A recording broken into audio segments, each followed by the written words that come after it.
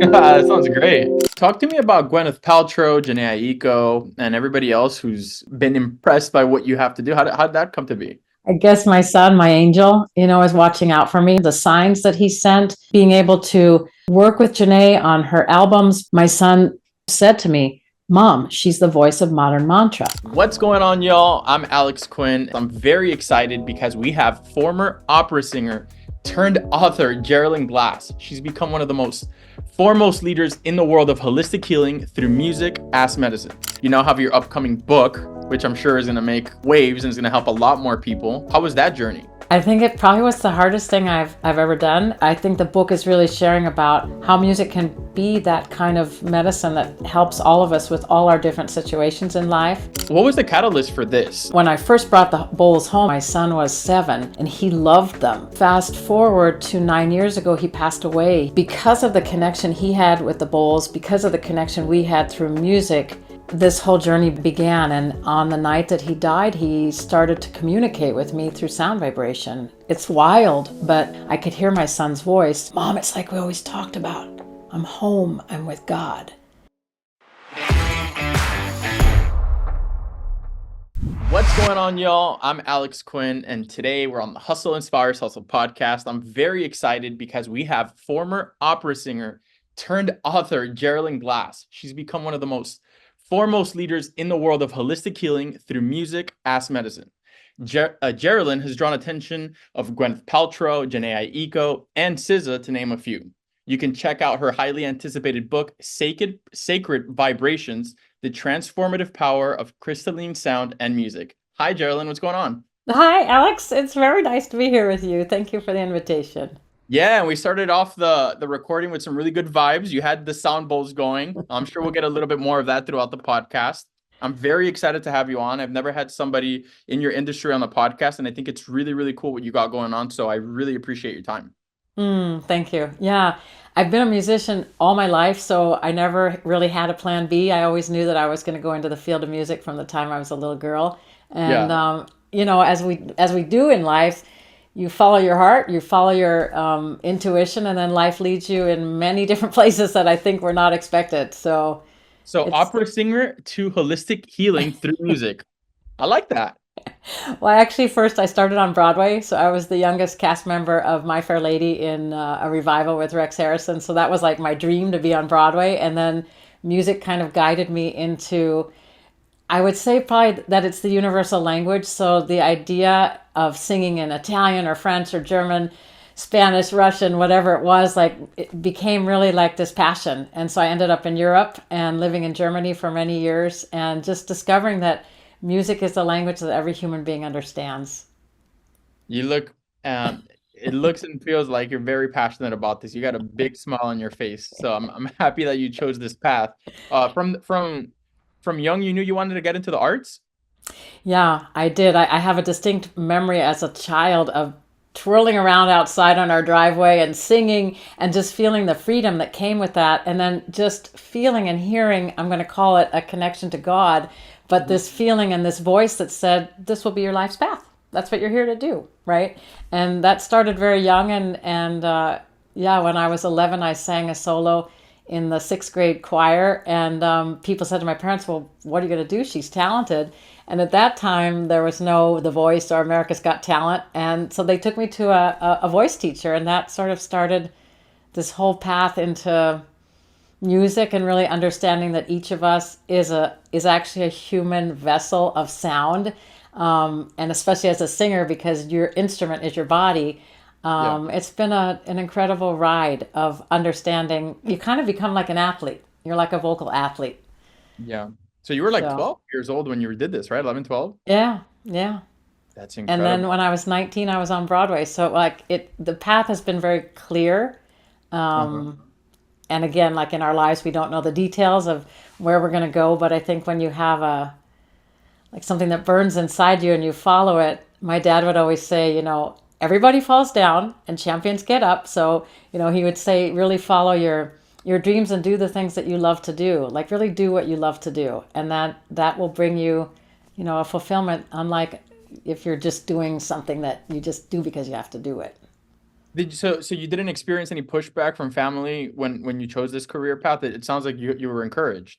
Definitely. And I really, I feel very blessed about that because my parents, they grew up in Brooklyn. So, and they moved out west to California. And when I said I want to go to New York and I want to be on Broadway, my dad was like, why would you want to go, to the East Coast? That's where we came from. And California is such a beautiful place to be. And it was like, Dad, there's only one Broadway.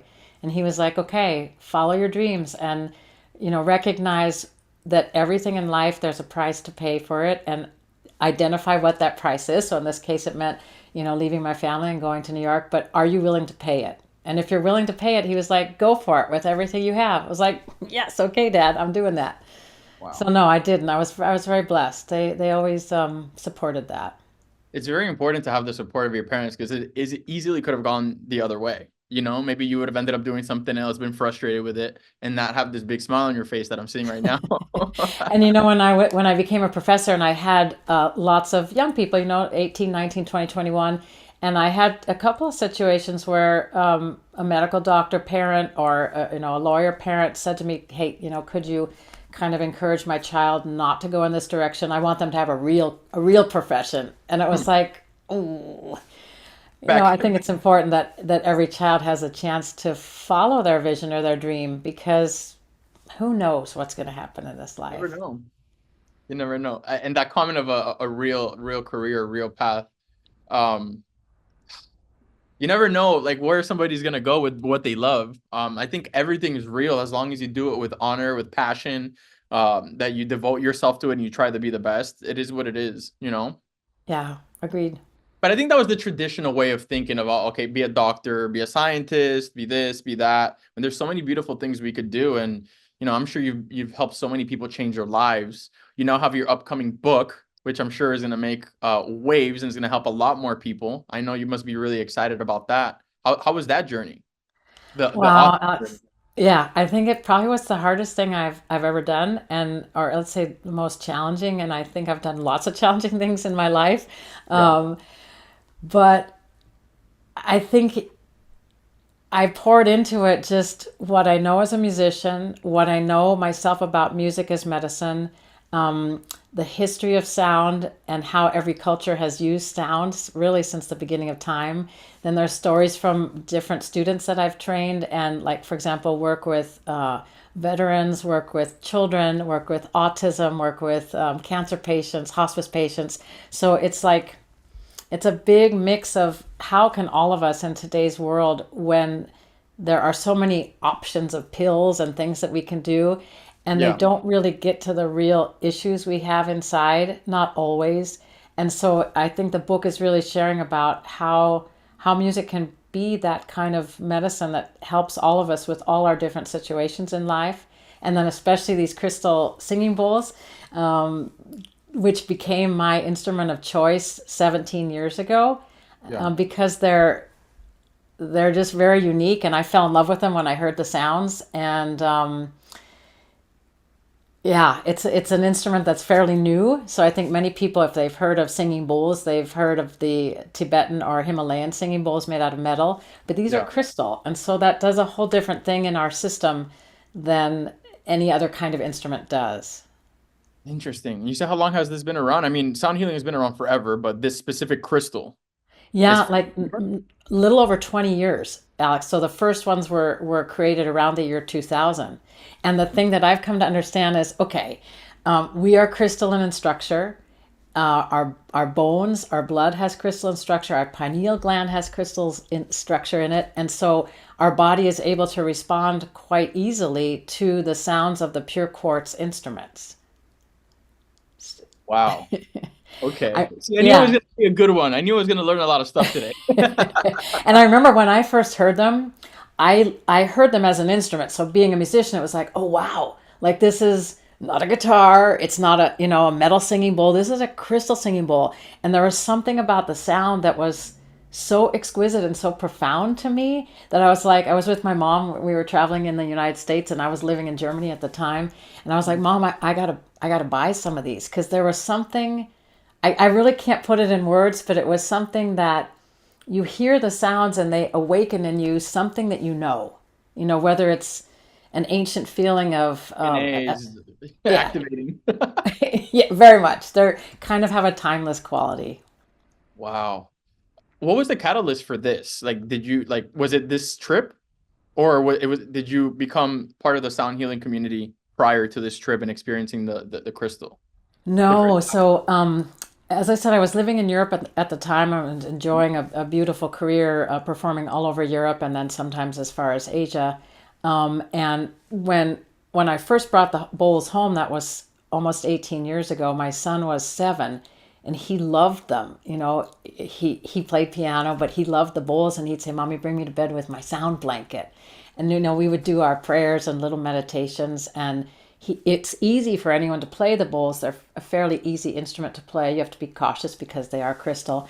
But so he grew up with those. And fast forward to 9 years ago, he passed away. He was 19 years old. And because of the connection he had with the bowls, because of the connection we had through music, this whole journey began. And on the night that he died, he started to communicate with me through sound vibration. And I mean, it's wild, but I live in LA, and I went down to the ocean with a dear friend, and first we saw this huge shooting star that seemed to begin over my parents' home and cross the LA basin and land in the mountains behind LA. And I could hear my son's voice, "Mom, Mom, it's like we always talked about.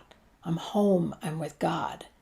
Because we would have these rituals when I'd bring him to bed, you know, and play the bowls. Sometimes I'd put them around his body, or he'd like it on his belly, and he'd go, "Mommy, those are my sound tickles." So he knew the bowls pretty intimately from the time he was a child. And that began this communication that has led to me taking my experience, my knowledge, my wisdom as a musician all these years and bringing it into this field that has really begun to emerge as something very profound and important called music as medicine. And So, and I'm sure in that moment it was for you. It was oh my gosh, Alex, because like, without that specifically, it would have been a lot different dealing with that. you know, we ask ourselves, like in our lives, like when sadness or grief happens, you know, and it happens to all of us, what do you do?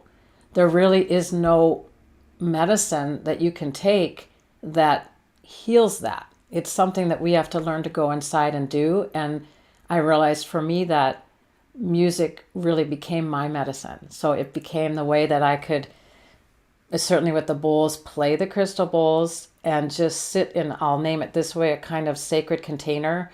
So if I get nerdy now as a musician, I can say to you, okay, I play the intervals of a perfect fifth, I add an octave, or I add a perfect fourth, but I have a structure to the music that I'm playing with the bowls, and that creates safety. And when you land in that safety, you have the ability to breathe and feel things that for me personally, I said these are not feelable. I can't feel grief. I can't process the loss of my only child. Like it's too much. But the sound was, it became my magic medicine. And so then I just discovered joy again, and my son would continues to communicate with me through sound, and I wanted to share it. And so I started playing for cancer patients, and they started having really incredible things happen for them. And then I started playing for hospice patients and their families. Same thing. So, um, yeah. Wow, that's incredible. And talk walk me through some of the feedback you get from the patients after you've done a session. Like, what do they tell you they feel? What do patients feel? Oh my gosh, or what do people feel like? I can tell you one story about an executive that worked for IBM. I play at a healing center in Thailand I had played at. And after the meditation, he stood up and he goes, "Jeralyn, what kind of voodoo did you do?" You know, and he was astonished. But what he was trying to express was that um, he said, "I've never been able to still my mind without falling asleep." He said, "I hear some music and I'm out." But he said, "This was the first time in my life that I really, my mind was quiet. I was awake, but I wasn't thinking anything." So that was one experience of how music can be used in a meditative way, actually really to quiet the mind, and you come into a deep meditative state where transformation and healing can happen. Yeah. That was one situation. Um, Another, like with cancer patients, I remember very distinctly in 3 different sound baths, 3 different women who had all had mastectomies expressed to me in 3 different ways. I can't believe it. I feel whole again. I feel like the sound kind of just enveloped me and made me whole, and I'm not missing a part of myself. I mean, there's just, and in the book, I write about many different stories of a child who was diagnosed with anxiety, and the mom was looking for a different way than putting her on meds. She was only just turning 8.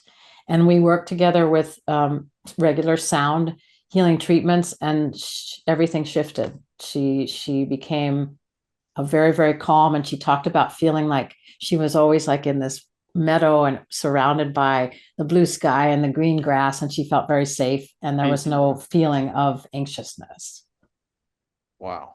And let me ask you, are any of these sessions ever, I know preferably in person, are they ever done remotely? Oh yeah, for sure. And as you know, when the pandemic started, we had to reinvent, for me, especially as a musician, okay, how do we still stay in communication with people? So yeah, I'm using a stereo mic here, and there's certain settings now in Zoom that you can really make a beautiful sound. You'll hopefully you'll hear a little bit. So yeah, Yeah. they can be done definitely remotely. I'm working with people all over the world. It's What a blessing to be able to help, but also like help people wherever they are, you know? yeah. I think that's super cool. So look, you describe music as a universal language and a form of medicine. Can you elaborate on how sound vibrations can heal and transform lives a little bit further? Yeah, sure. So what I realized when after I lost my son and I was going to talk therapy, and I recognized obviously it was helpful, but it wasn't getting to the point. Like the real feelings weren't really, you could talk about them, but as my singing teacher used to say to me years ago, Jeralyn, nothing vibrates here. What vibrates is in your body. And I wasn't able to really get to the feelings of the grief. And so when I began using the bowls, what I recognized the first time I really used them, one of the bowls I was using a selenite bowl. So selenite is what we call, it's a crystal that we call a connection of heaven and earth, or it's a grounded white light. And that was very powerful for me. And as I began to play it, the bowl started screeching. So Alex, it wasn't a nice sound. It was like nails on a chalkboard. But what Mhm. I realized later was that that bowl sound was entraining with my grief, and it was Yeah. helping the grief to express itself. And I started keening and groaning and making sounds and wailing that I had not been able to make in the talk therapy. And then when I got up to, after that very first session, to wash my face, I saw there was that light in my eyes, and I hadn't seen that light for a long time. So there's not going to be a one size fits all. Like, when we study the notes, just as we study music theory, or we study the chakra system, and we talk about, okay, the C note is the root chakra, the D note is the sacral chakra, etc. It's never going to be one to one. So, for example, like, okay, for your grief, take a rose quartz bowl that's the note of the heart, and that'll help really heal your heart. It doesn't work that way. And this is the fun and very creative part, that there's things that we've blocked, things that have been traumatic, things that have been painful, illnesses, whatever. Like, I'm thinking about in this moment, working with a woman who had an accident as a 7-year-old, and she was in a coma and was in the hospital, and she had blocked out, she didn't remember anything about that situation. And during the sound bath, the whole memory of being in the ambulance, of her parents, of everything just arose within her. And she was able to work with those feelings that had been, I don't want to say repressed, but had been suppressed in the subconscious, and certainly making some kind of blockage somewhere in her body. Well, they began to rise, the sound entrained with them, and that memory transformed, right? Does that make sense? Yeah, it does. So I think important to know is that it's never going to work one to one. And we have to find the music and the sounds and the notes and the patterns that feel good for you. And if I'm doing a particular sound bath, I'll create a theme. So perhaps the theme is de-stressing, or the theme is releasing and letting go, or whatever it may be. I'll choose a set musically based on the certain alchemy. So to go back a step, the bowls are made of pure quartz, and then they get infused with semi-precious gemstones like rose quartz or ruby, earth substances like charcoal or frankincense, precious Mhm. metals like gold or silver, minerals like vanadium, and then those are infused and fired at high temperatures. So when you're hearing the sounds of the alchemy bowls, you have also the addition of those special elements. And it's again, like, I think music takes us in that place of the sublime, takes us in that place where there's no words. And we have to find in each situation what feels good for you. But in one general sound bath, somebody can say to me, like what the young woman told me about remembering her coma. Somebody else can say, whoa, I had a low back pain and it's gone right now. Somebody else can say, my grandma who passed away years ago was suddenly in the room with me and I felt so much joy to be connected to my grandma. So it's like, you like particular kinds of music, I like particular kinds of music, and it's finding what fits you and what activates you. What do you think is one of the most common misconceptions about what you do? Oh, that's a good question. I guess I guess that it's woo woo. I'm not sure how to say that, but Yeah, I get it. I was invited to present in Washington, D.C. last December at a Hmm. big conference called Music is Medicine that was sponsored by the Kennedy Center and the National Endowment for the Arts and the National Institutes of Health and the Renee Fleming Foundation. And I got to present for 10 minutes exactly on what we're talking about, the power of especially the crystal singing bowls to help um, heal, to help transform and heal. And they were blown away, and so blown away that one of the heads of the NIH wrote about it in an article that was presented, that was one of the highlights, because the bowls are new, as we said, 20-ish years. And, people have heard about sound baths. Sometimes they ask, do you have to get wet? Do you put on your swimsuit? And it is fairly new thing, but it's becoming more and more popular. Um, so I think what I said, like that it's not to be taken serious. And I'm sitting here speaking with you with joy in my heart. And I don't know that I would have found that place of healing for myself if it wasn't for the use of the singing bowls. So I Yeah, you can know, tell from the moment we jumped on, how passionate you are about it. And I mean, if it's helping you and it's helping others, not everybody agrees on everything. Some people are going to think some stuff works, some doesn't. But I think the impact you could have on people when they have a closed mind, but you do maybe like a sound bath around them, they have to feel something different. Like something's got to give somewhere where they're like, you know what, whether I believe in this or not, something in me was awakened, something in me moved, or maybe something in me just gave me peace. There's people receive it differently, I'm guessing. yes, absolutely. And again, it's really important that we understand there is no one prescription, there is no one size fits all. And I think that's the beautiful thing is each of us have our own vibrational signature. And I think especially in this modern world, there's so much, you know, competition or viewing or comparing or judging and all that kind of stuff. And if we really can come home through music and recognize, hey, in this case, I'm a cello, or in this case, you're a piano, or my other friend is a flute or whatever, but that each of us can look at ourselves as unique vibratory instruments, as really with our own vibrational signature. And our job is really to find out what is that, develop that, express it, let it be free. I think that that's the idea of music, is that each member of the orchestra plays and we tune together and we play in harmony. And this changes the world. It changes everything.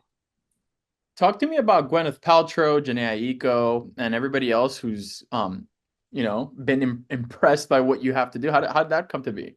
I guess my son, my angel, is watching out for me. And I think, if I talk very deeply to you, it's that I have to trust that his death at 19 was not in vain, meaning that I've come to understand there is a bigger purpose, in essence, almost like a sacrifice of him, and it's been communicated to me, him becoming the bridge of heaven and earth so that he can help hold me in this space of sacredness where we can talk about grief, we can talk about depression, anxiety, the things that ail us in today's world. And I think partly those people coming into my life has been that there's authenticity here, there's a life based in music here. Like there's no woo here happening. And yet there is, I'll smile and say, I mean, there is the miracle, which is what I've written about in the book, is the miracles of my son's communication, the different things that have happened, the signs that he sent, being able to work with Jhené on her albums, being able to help her create Modern Mantra, being able to teach her what are the crystal singing bowls, knowing that they're going to go out in the world in a big way. And there's a story about it in the book of, when she came for the first time and we met and shared and etc. My son, said to me, "Mom, she's the voice of Modern Mantra." And we were presenting an event at that time from my educational platform called The Sacred Science of Sound. And he said to me, whispering in my ear, "Mom, you got to ask her to be a part of that event." And that was in November of 2019. And she did. And it was the first time that she had done kind of a sound healing concert in that manner for a group of very different people than her normal audience. And of course, this is the fun part, is that all this is unexpected. SZA and I did a concert together. We did a Christmas concert together, singing and playing bowls in 2019. Like, wow. Who would ever have thought this? I look at myself and I just think, thank you, God. Thank you to my son, whose name is Dylan, which means born of the sea. Just like, we have a bigger purpose. And I recognize that as a mom, I can't sit in grief and self-pity, because if I do, I'm not taking the gifts and I'm not taking the medicine of his passing in a bigger way out into the world. And so I think, because music is me and it is my life, I've been in these situations and been able to work with, I will say, wonderful people that I love and admire. I've played a few times for Goop, which is a really wonderful thing, because they're very interested in health and wellness, and it's a very important part of what they're doing. And so to be able to play for the employees and help offer them ways to de-stress and just to find deep relaxation and peace, find inspiration through sound. This is what you can see, it lights me up. Yeah. I want you to walk me through, let's say I'm in person with you. We're going to do a session. I'm a marketer, so I'm big on customer journey. What is the patient experience, right? So can you walk me through a typical sound healing session with crystal bowls, and what could somebody expect from a session? How long? What is your process like? Whatever you could share without giving too much away. Sure. And you mean for a one person private one-on-one session? Let's say you want to do like a one-on-one session. Yeah. Okay. So somebody just wrote me, and it's a mom with 3 kids, and they're going through a divorce, and they're having a really hard time. So I would have them book a session. We could either do it online, depending in this case where they live. If they live far away, then we would do it online. And the first thing that I would do, Alex, is share a little bit. So just have them talk to me what's going on with them. How do they feel in their bodies? Are there particular areas of their bodies? For example, is there pain in the lower abdomen? Do they have something in the low back? Does their heart feel hurt? And hear from each of the children in this case, and then the mom. And then I would create a sacred space with them. I would have each of them create an intention, what it is they want from the sound. And then I'd pick out a set of bowls. I'm blessed to have about 600 bowls here in the studio. So I would pick out particular notes, particular tunings, particular alchemies, and I would put together a set that, let's just say in this general case, would be about healing loss, or healing separation, or healing, let's say in this case, if it's the dad and mom separating, healing the family. So there's so many ways to go, and I think that's the fun of sound, and that's how I love to teach people. I don't teach them one particular method. I teach them what it means to be integrity, teach them what it means to be compassionate, to be kind, to create a loving and sacred space. Because once again, each of us as a practitioner is going to bring our particular magic, and I have students, let's say, who are chiropractors or yoga teachers or Reiki masters or medical doctors or nurses, and each one of them is going to bring in or musicians that are going to bring in their unique magic. And I think that's, for me as a professor, that's what's been important to nurture. Like, who are you, Alex? Like, what what are the things that you would be needing? And then we talk about that. And then how can I, as Jeralyn, respond to that sensitively, with, compassion, with grace, with integrity, so that I'm not trying to do anything to you. I'm setting a sacred space for you to be empowered to self-heal. Does that make sense? It does make sense to me. Can you talk to me a little bit about your students and your community? Yeah, sure. We have number of students all over the world. So we have students as far as Australia and Hong Kong, all over Europe, South America. And again, like each, I offer over 120 hours of training. And I'm laughing because one of the students who's a well-known psychologist, she was like, okay, I wanted to integrate bowls into my practice because what she was discovering was there are things that, again, that are just hard for us to talk about, or that if we start to talk about it, we circle around with the same story again and again. And she was like, I'm recognizing that sound can help people to drop deeper, open the subconscious and drop deeper, and then reveal things that maybe they weren't aware of. So Yeah, I'm laughing. Yeah. I'm laughing because she was like, what could you possibly teach us? You tap the bowl, you swirl the bowl, etc. That's it, and she finished the first 32 hours and then went on to the second 32 hours. And she was like, my mind is blown. So she was Because trying to tap into the core, like core belief systems, like deeper into the core belief systems by doing the sound therapy rather than what yes, she's doing. yes. And I have a number of therapists that I've trained, from Jungian therapists to just other kinds of therapists. We have some of the students that are working with animals, specializing in horses. We have some of the students that are actually now doing land healings. So one is in Scotland that's working with the land. One was on the East Coast working where the Civil War had taken place, and there was definitely a lot of woundings. Energy. Yeah. Yeah, I mean, music is a medicine, as we said earlier. Then every culture used it, whether it's the shamans to shake their rattles and take away the evil spirits, or however you want to talk about it. But music is something we celebrate weddings, we celebrate occasions in our lives. Music is, I don't know, it's the balm that we all need. BOMB. It's that we need that, we need that kind of, we need that beauty, that peace, that power that music can bring, that's non-judgmental. And it's I always used to say as a young singer that music is love. That's what it is. And it's so hard to define that word in our culture, really what is love. But for me, it's music. Let me ask you something. Because this is a topic I've been seeing now for the past few years. Obviously, music has changed a lot, especially the mainstream music that young people hear. It's grown in some ways, and others it's promoting a lot of stuff that's not good for the youth. How important is it to be aware of the music you put out and also the music that you consume? Because there's so much music that it may sound great, it might sound great at a club or whatever, but the message behind it is really strong. Does listening to music like that, does that throw off your energy? Does that throw off your energetic field? Does that put you in a bad vibration? What are your thoughts on this?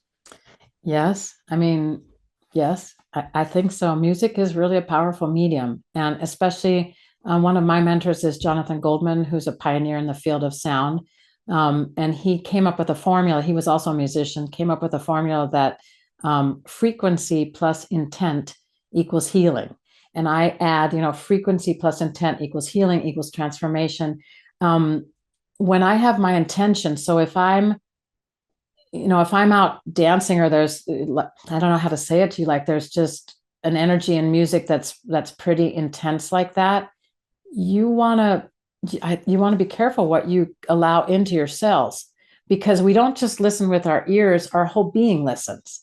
For example, in Jhené Aiko's release of her one song, Triggered, right? And it just was filled with, what the things that really upset us and really trigger us. And then she created a triggered protection mantra. And the words, it's just her and 3 bowls, and the words are calm down, protect your energy. So I think everyone gets pissed. Everybody gets triggered. Everybody needs places to go dance and release anger and all that kind of stuff. But I think it's really important that we are aware that the words and the vibrations are incredibly powerful.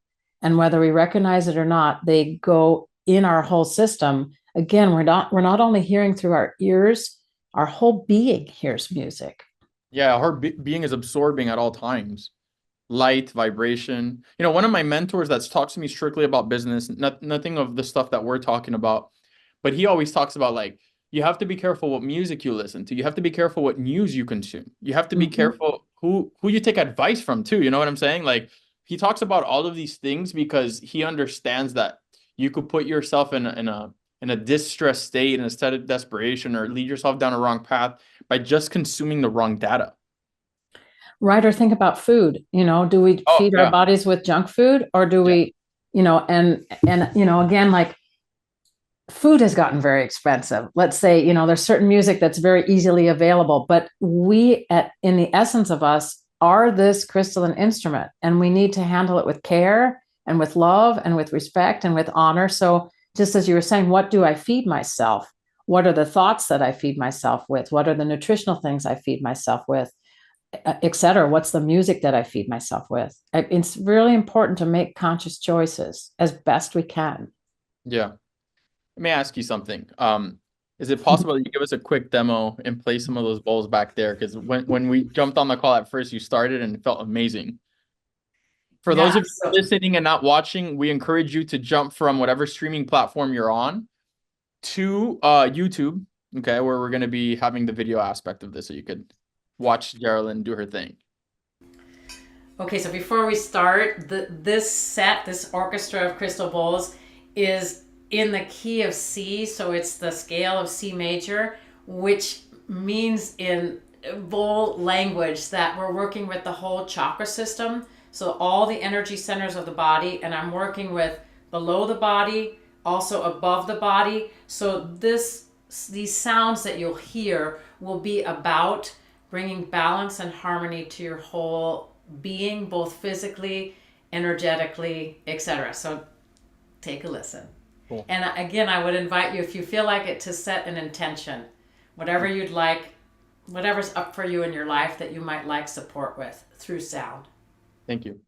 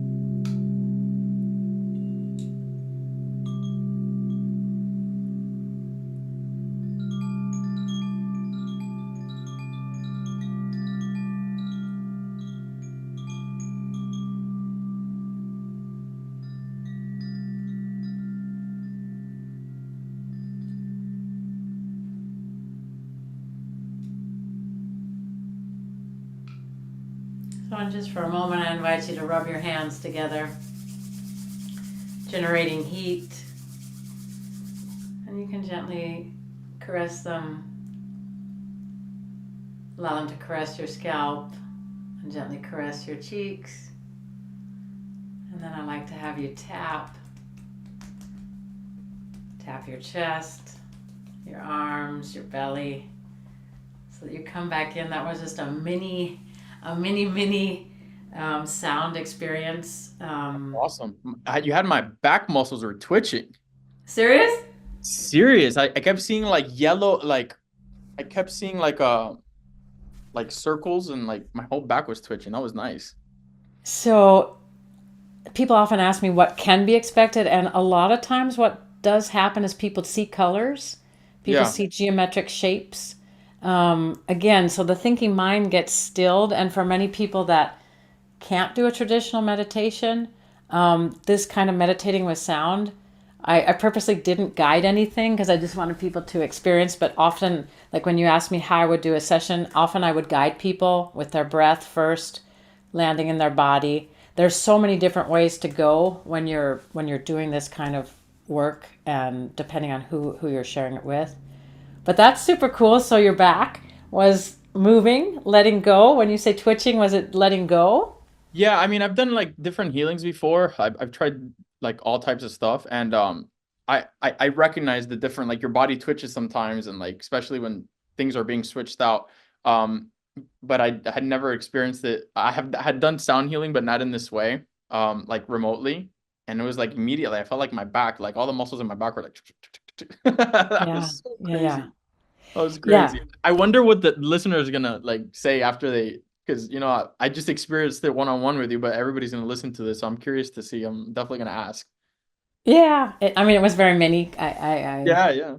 So Jared, it's, question for you: yeah. how do you want to be remembered? I think about that in my own way, Alex, because since my son is no longer here, you think about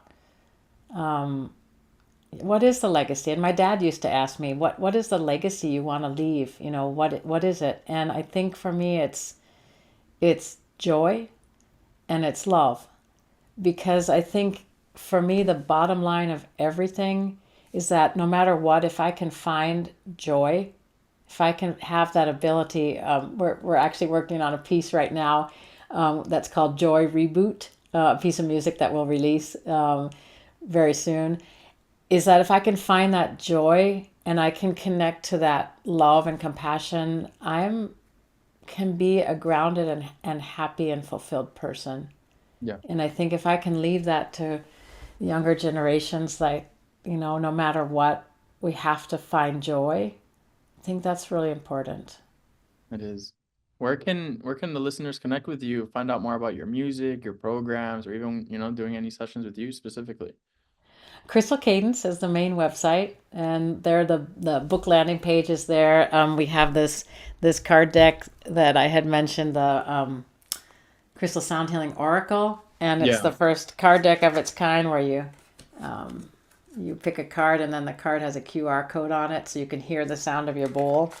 Um, Everything's at Crystal Cadence. The trainings are there too, and we have an app that's coming out called Source, and it's a platform where scientists and musicians and energy workers, it all come together. And I think that's been a big theme for me also, is how I was so excited to speak with you, because how else would you and I come together, let's say, in this life? Like, how do Yeah. we find the similarities between generations, between cultures, between languages? That's for me always been what music is about too. So the Source is about the connections between, let's say, cymatics and neuroscience, a Mhm. sound bath, a yoga class. Like, what is this connection?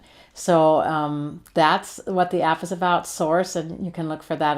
It's available on iTunes, on Apple and the Google platforms.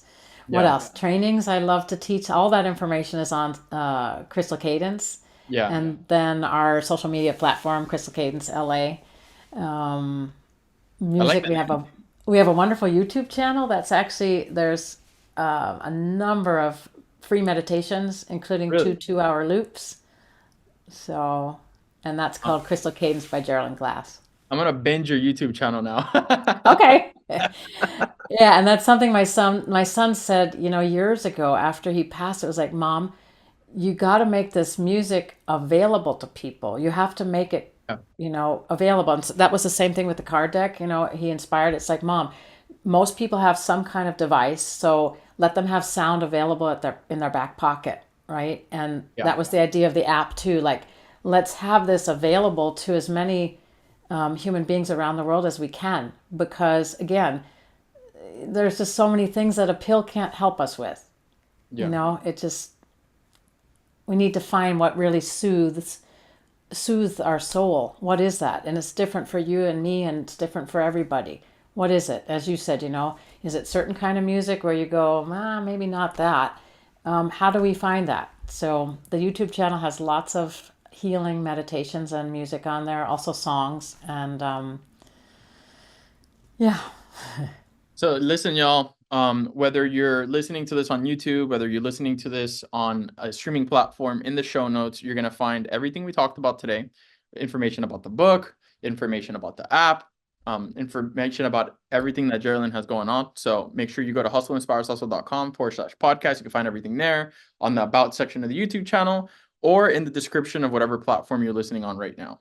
Jeralyn, thank you so much for jumping on here today. This was amazing. I'm sure this is not the last time that we're going to be connecting with each other. I'm totally interested and totally happy that we connected today. I'm very, very excited. Oh, thank you. Thank you You're so much. amazing. God bless you. Thank you so much. Thank you. All right, y'all. It's Alex Quinn, Jeralyn Glass, Hustle Inspires Hustle. Catch you on the next episode.